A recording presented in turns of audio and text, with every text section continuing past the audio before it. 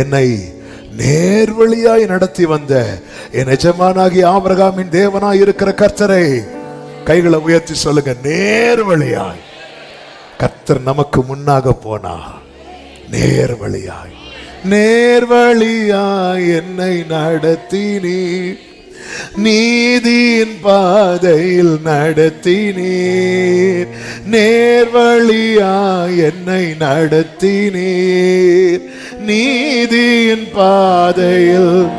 கைகளை உயர்த்தி காரியம்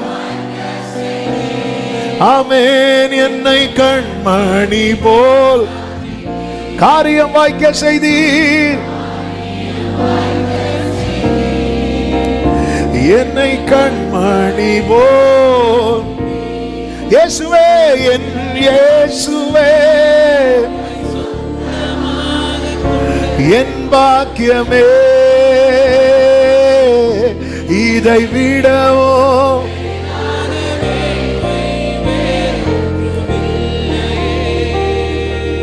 நேர்வழியாய் அலைச்சல்கள் குறைவு. வாழ்க்கையில ரொம்ப அலைச்சல்களை பார்த்திருக்கிறீங்களா? ஆண்டவரே கம்பீர சத்தத்தை அறிய வைக்க. என் கூட பேசுறது நீங்க, நான் எனக்கு தெரியும் நீங்க தான் முன்னாடி போறீங்க.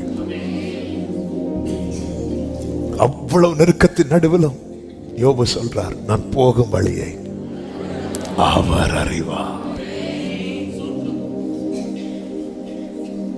இது கேட்கிறோம், அறிய மாட்டேங்கிறோம். பேசுறது யார்? கேட்கிறது யாருடைய சத்தம்? நேர்வழியாய் நடத்தினார். அதன் பிறகு இந்த வேலைக்காரர் லாபான் வீட்டில் சொல்லும் ஒரு வார்த்தை உண்டு.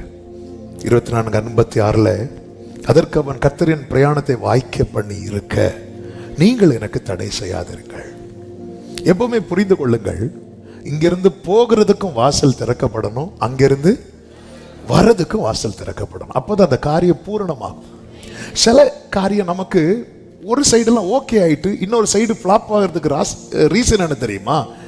இந்த சைடு திறக்க மாட்டேங்குது. அந்த சைடுலாம் ஓகே, எல்லாம் ஓகே பண்ணிட்டோம், கடைசியில் இப்படி ஆயிட்டு ஒரு சைடு ஓப்பன் ஆயிட்டு இன்னொரு சைடு ஓப்பன் ஆகணும். ஆண்டவர் என்ன சொல்ற? அவனுக்கு முன்பாக வாசல்கள் 2 டோருமே திறந்து வைக்க. ஒரு டோர் திறந்து வச்சா எலியேசர் மட்டும் போலாம், 2 டோரும் திறந்து வச்சாதான் ரெபேக்காளையும் கூட்டிட்டு போக முடியும்.